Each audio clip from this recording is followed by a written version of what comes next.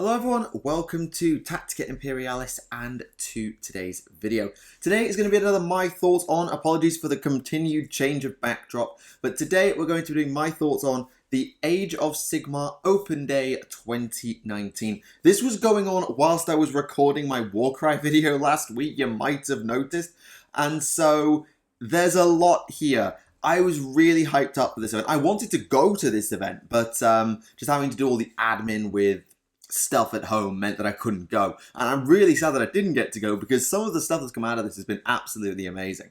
So I will be completely upfront.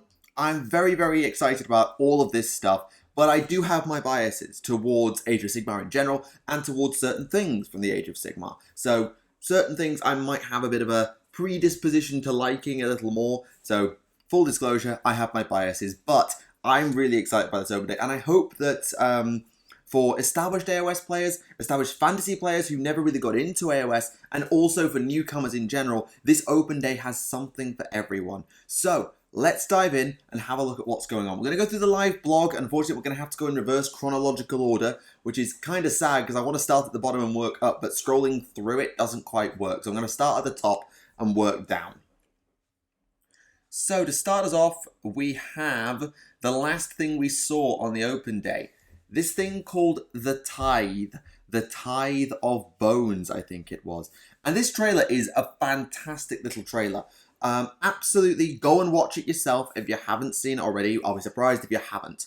But this trailer sort of sets up the next chapter following Forbidden Power.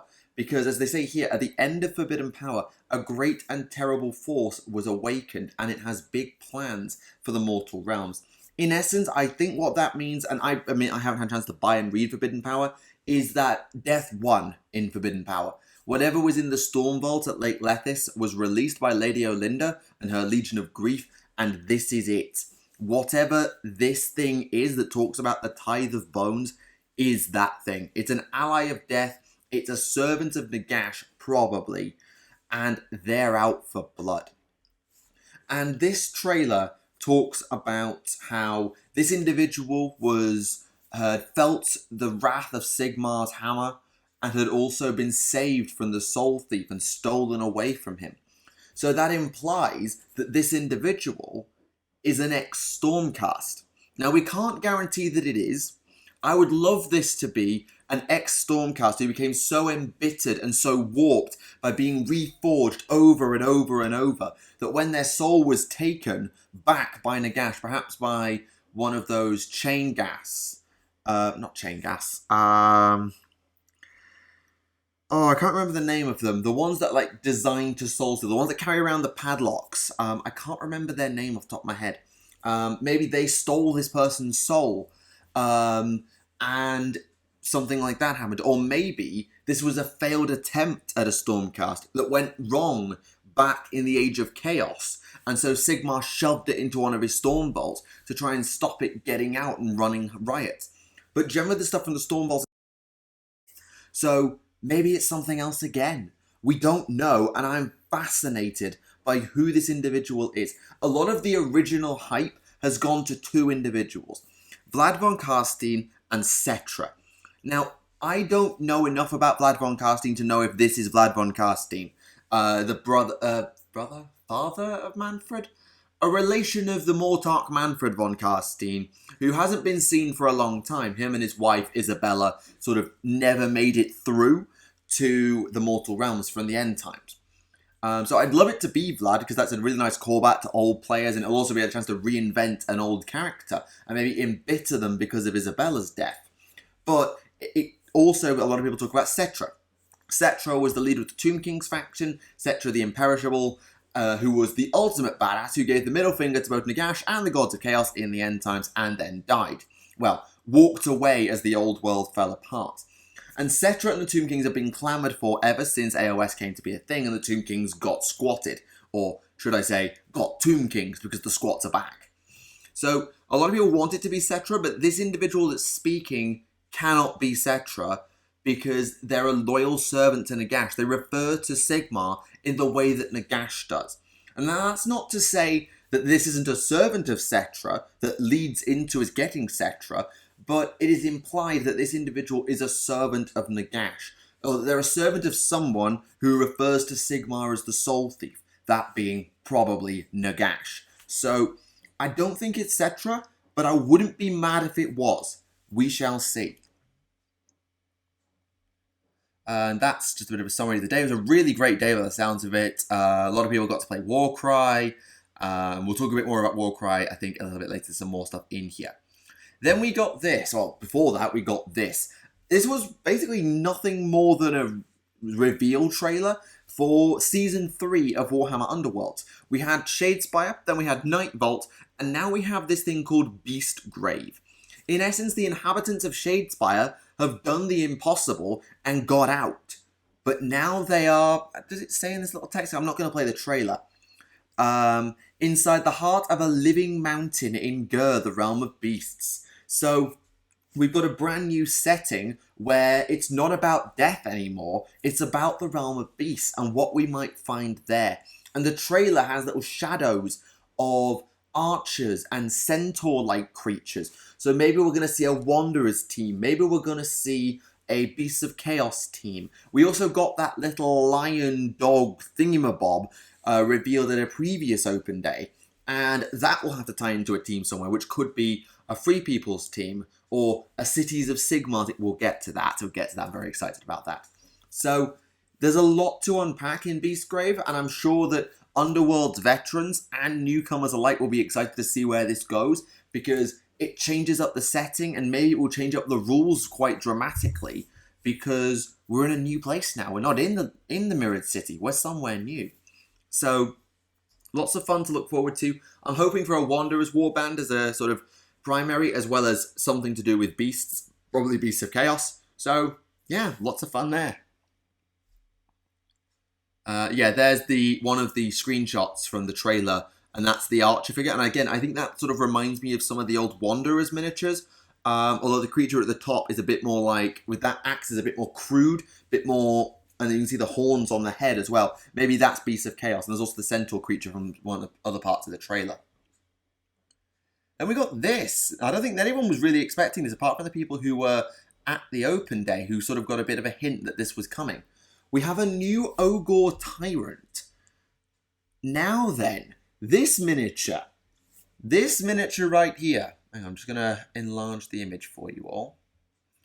This miniature right here is very pretty. I like this model a lot. I'm not a huge fan of ogres as a rule of thumb. They've never really been my sort of thing. But I do like this miniature. You can tell that they're some sort of barbarian warlord. They're not someone who's sort of got comfy and rules over a kingdom in peace. They're a warlord. A barbarian raider warlord. Goes in, smashes, takes heads, takes names, and is an all-around badass. It's a really great design. You can definitely feel the ogre sort of inheritance in that it comes from the Ogre Kingdoms miniatures, with the big belly plate with the horns coming out of it, looking like the Great Maw. You've got this whack-off hammer, you've got the trophy rack, though it does include a Stormcast head in this case. It feels like it belongs with the ogres, but it also feels unique, and that's a really good balance to strike. And the video for this, the reveal video, which is just I scrolled past it, is called The Maw Tribe's Hunger. So the Maw Tribes might be the name for the new Gutbusters / Ogre Kingdoms faction that we get, or the Maw Tribes will be our specific allegiance abilities, not allegiance abilities, our sort of faction abilities, such as Domhain and Nautilar for the Idoneth, the Hammers of Sigmar and the Hallowed Knights for the Stormcast, Hollowmorn and Gristlegore for the Flesh Eater Course, that sort of thing. So we'll have to see what exactly this means. And they do talk in the trailer as well about something called the Feast of Bones. I'll just scroll back up and you can see the text on the screen. The Feast of Bones.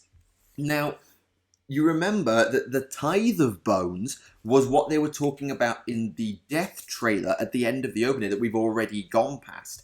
So maybe this is the next boxed game. We'll get this new Death faction or this new Death leader pitted against this Ogre Tyrant and the new Gutbusters in a similar manner to what we saw with Carrion Throne? No, Carrion Throne's a 40k book. Oh, what's the name of that fucking box game? What was the box game that had the Flesh Eater Courts against the Skaven? Carrion something? I can't even remember its name off the top of my head, I'm sorry.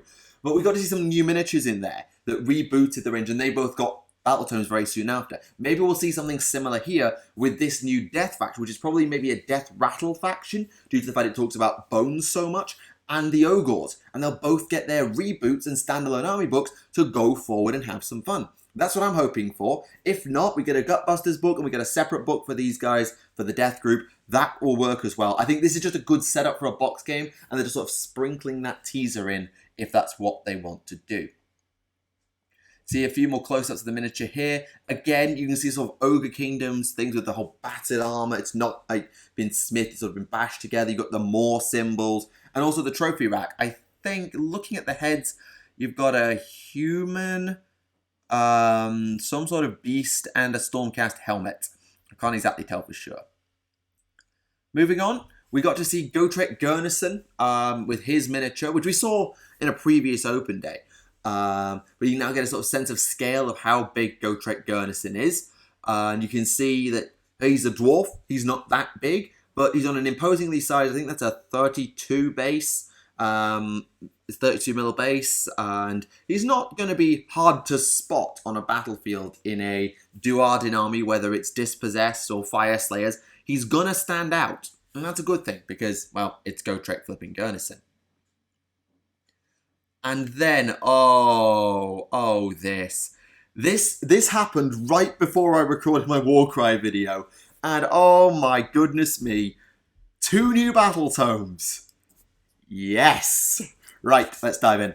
So, the first one we have is Auric War Clans. This essentially is bringing back together 2 already existing factions, the Iron Jaws and the Bone Splitters. And they're going to be stuck together. Sorry, I hit my microphone. They're going to be brought together into Auric War Clans. You can play them separately. I'll just scroll down and get a little text scroll here. You can play them separately. So you'll have allegiance abilities for the Iron Jaws, allegiance abilities for the Bone Splitters, and the Great War that brings them together and allows you to fight with both. So if you're an Iron Jaws player, you're not losing anything. You still get your allegiance abilities, you still get your stuff. If you play Bone Splitters, same. You get your allegiance abilities, you get your stuff, you just get more options because you can go and play with Great War and bring the 2 together with a new set of allegiance abilities, meaning that you've got a lot more options. And this is something I think was desperately needed, because Iron Jaws have got the thinnest roster, I think, in the entire game. Their roster is like 6 units, and only 3 of them are actual units, and there might be like 4 or 5 heroes. So you've got like the War Chanter, the War Doc, the Boss on Maw Crusher, Gordrak. Like, that's about it. And then you've got the Brutes, the Arb Boys, and the Gore Grunters. Their roster is paper thin, and they're lacking in anything cheap. They have no cheap infantry. They have no light cav. They have very little magic. They have 1 monster option, which costs nearly 500 points.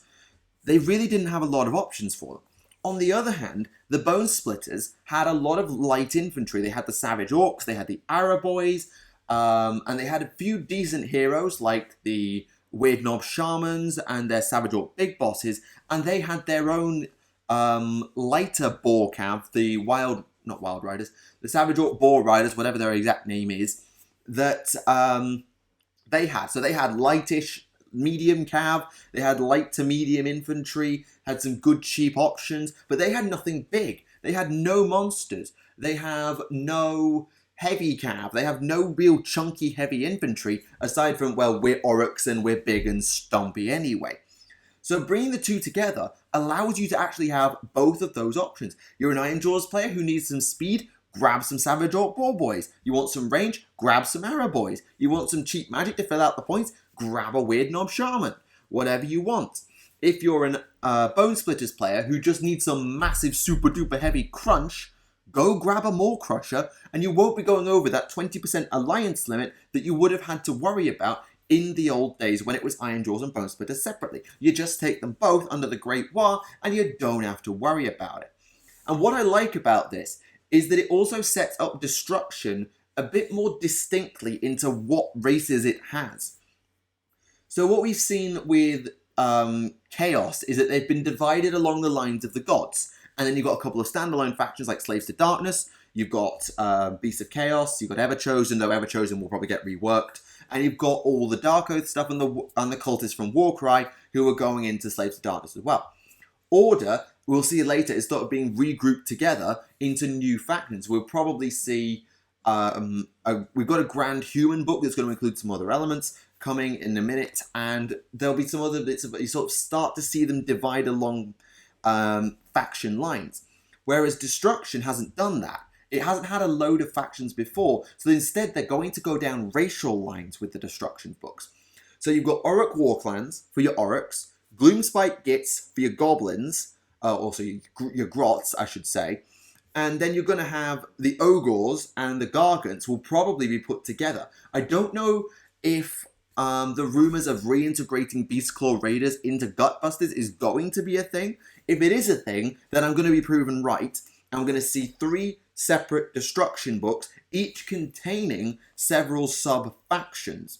So Gloomspite had the Moon Clan, the Spider Fang, and the Troggoth factions, and they were all grouped under the Bad Moon. And the Auric War clans, again, they're going to have separate factions under them, united under the Great War. The Ogres might have something similar. The Beastclaw, the Gutbusters, maybe the Firebellies and Maneaters.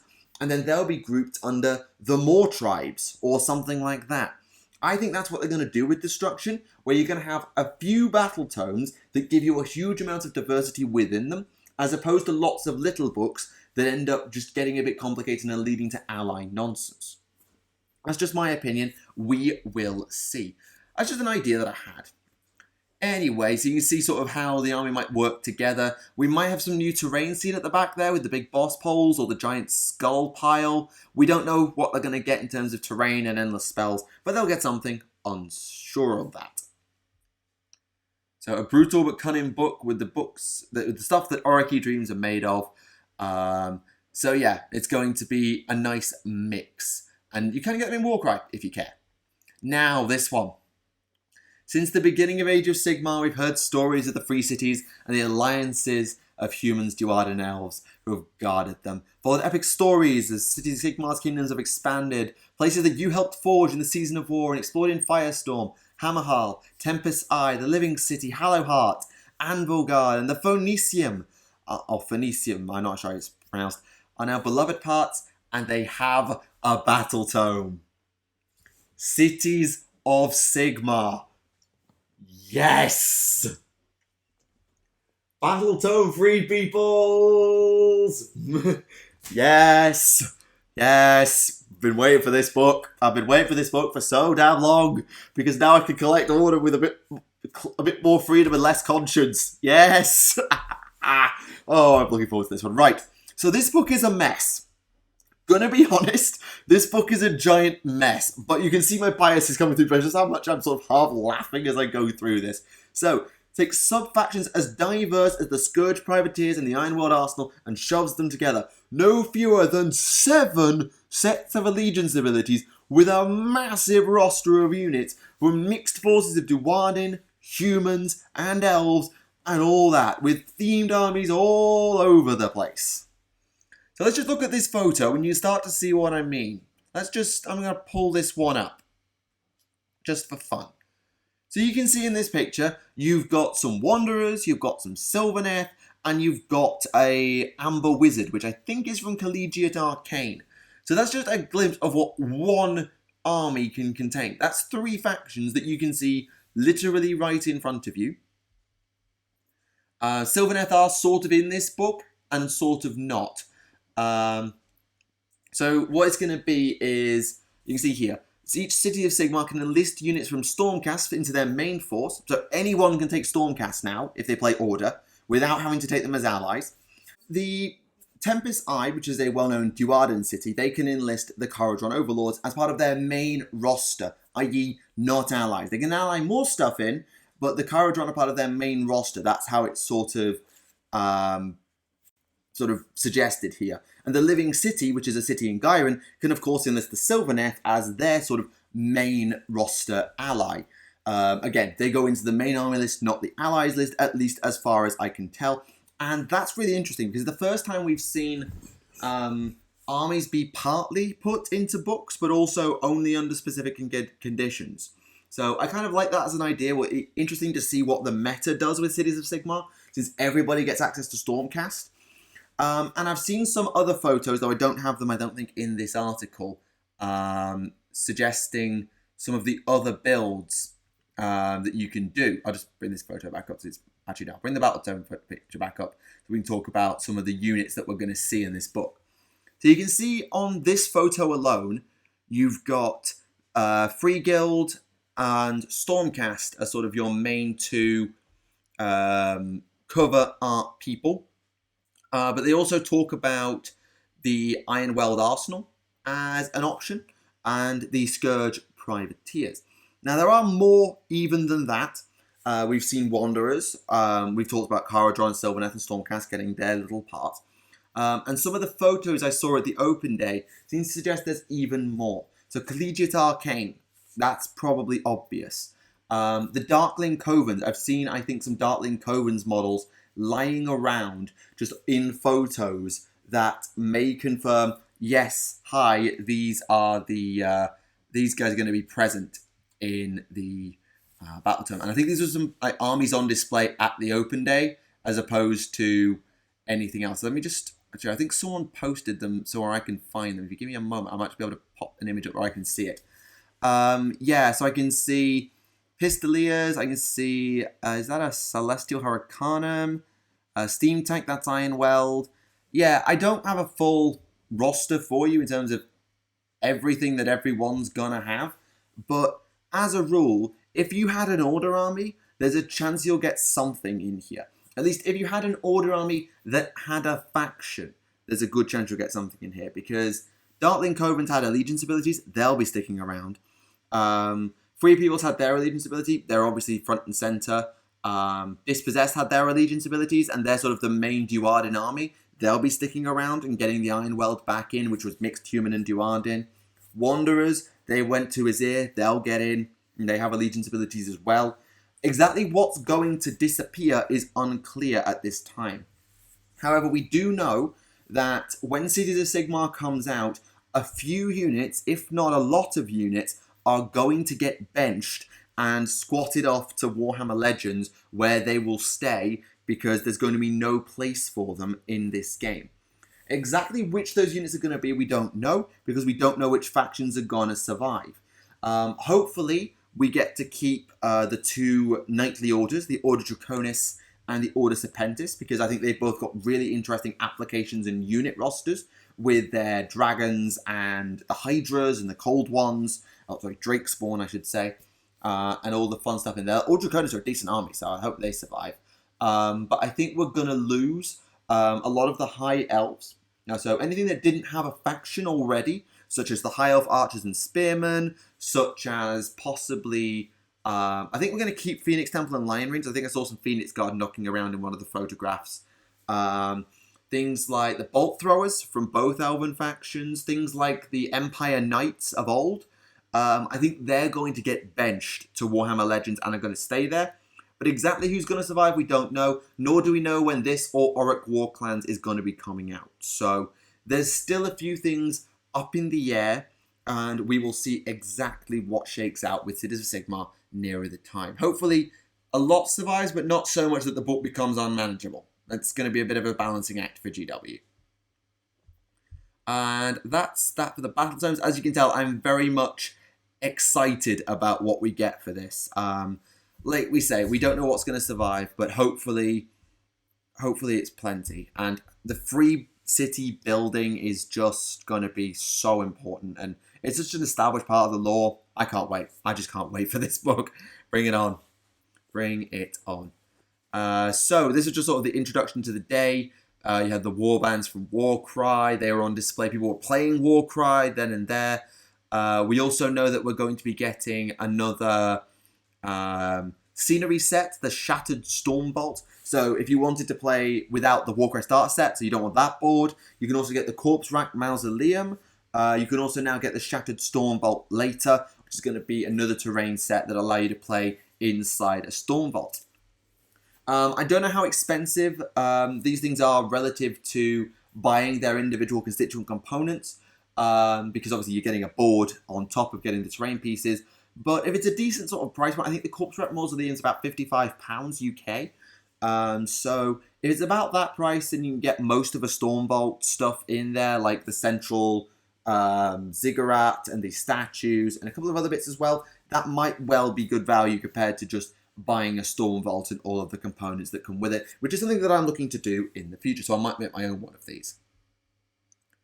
You can also get a chance to paint some models, and they did also say that I felt a bit dumb because I didn't get to say this in my video at the time.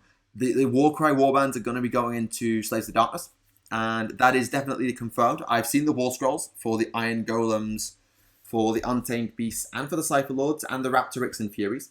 They're going into Slaves of Darkness, and they're going to be non-unique, so you can take them multiple times if you want to have a warband, several warbands in one army, or maybe make big units. If you say split a starter box 2 or 3 times, so you can make exactly the warband you want for Warcry. You can then take the full unit together inside Age of Sigmar, which is a nice touch.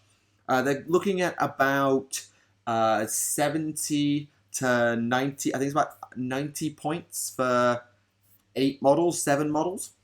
So they're not too expensive, and they're a good cheap unit option if you maybe don't want to paint oodles of Marauders or are just getting Warcry anyway.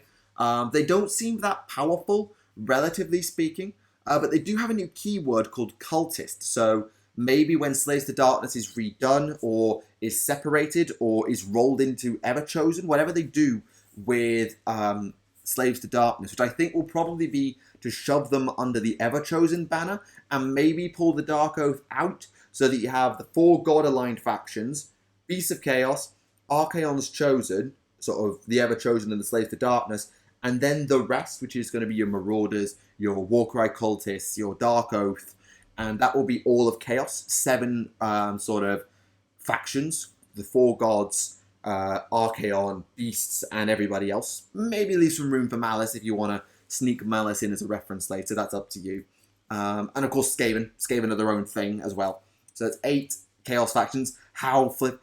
hang on, that's too appropriate. 8 factions for Chaos. Yeah, do that! There you go, G-Dubs. Make 8 Chaos factions. There you go. The 4 gods, Archaon, Skaven, Beasts, Dark Oath / Cultists. Perfect. 8 factions for Chaos. Works out perfectly. So that's what I'm hoping they'll do, and it'll be interesting to see how they shake out inside of Slaves to Darkness. I don't think they're going to be insane, but they are cheap, and the Raptorixes and the Furies are both there as well. They might offer you some options too.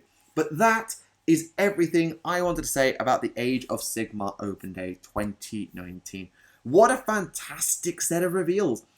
Sometimes when I go through open days like Warhammer Fest, I get a bit like, oh, I don't really care about that bit, I'm just going to quickly ramble through that, skip.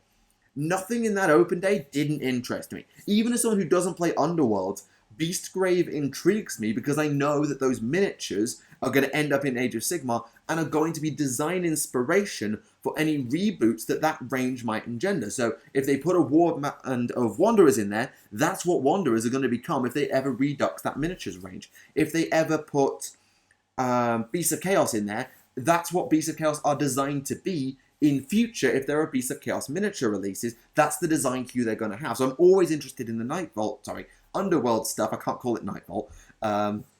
So that's always something that interests me. And it's just a fantastic day of reveals between Warcry, which I've heard mixed things about from the comments and from various reviewers online, to the new Battle Tomes, which obviously is exciting as all hell, to the Ogre Tyrant and this new Tithe of Bones character, whoever they are, whether it's Vlad, whether it's someone serving, etc. Whoever it is, I'm excited for the future, and I hope you are too. So, thank you very much for watching. Let me know what you think in the comments below. Be very interested to see what you have to say. For now though, thank you for watching Tactica Imperialis. This has been my thoughts on the AOS Open Day 2019.